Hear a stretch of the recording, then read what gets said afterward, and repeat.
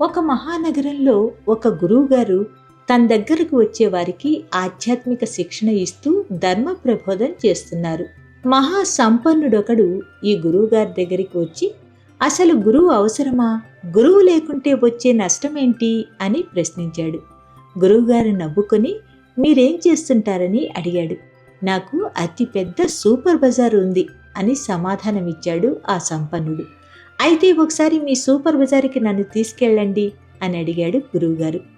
ఇద్దరూ కలిసి సూపర్ బజార్కు వెళ్లారు. ఆ రోజు సెలవు కావడంతో నిర్మానుష్యంగా ఉంది సూపర్ బజార్. 7 అంతస్తుల పెద్ద భవంతి. అందులో దొరకందంటూ ఏదీ ఉండదు. దానిని చూసిన గురువుగారు నవ్వుకున్నారు. అక్కడే ఆ సంపన్నుడు ఆవును కుక్కను పెంచుతున్నాడు. ఆవును సూపర్ బజార్లోకి వదలవలసిందిగా గురువు కోరారు.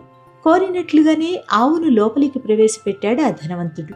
అది అన్నీ తిరుగుతూ చివరికి ఒక మూల ఆకుకూరలు, కూరగాయలు, పండ్లు ఉన్న పండ్ల దుకాణంలోకి వెళ్ళింది. కడుపు నిండా తృప్తిగా మేసింది. 2 గంటల వ్యవధిలో తిరిగి వచ్చేసింది. తరువాత తను పెంచుతున్న కుక్కను లోపలికి వదలమని చెప్పారు గురువు. దానిని కూడా లోపలికి పంపాడు. అది కూడా తిరుగుతూ వాసన చూస్తూ 3వ అంతస్తులో ఉన్న మాంసం అమ్మే దుకాణంలోకి వెళ్ళింది. తృప్తిగా తినేసింది. 3 గంటల వ్యవధిలో అది కూడా తోక ఊపుకుంటూ యజమాని దగ్గరికి వచ్చేసింది. ఈసారి ఒక సామాన్య వ్యక్తిని పంపించి, నీకు దానిలో నచ్చినవన్నీ తీసుకో అని చెప్పాడు గురువు. ఉత్సాహంతో లోపలికి వెళ్ళిన ఆ మనిషి ఉక్కిరిబిక్కిరైపోయాడు.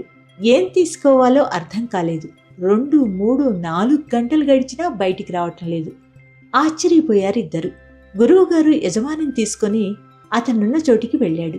నెత్తిమీద చేతులు పెట్టుకుని దిక్కులు చూస్తున్నాడు ఆ వ్యక్తి.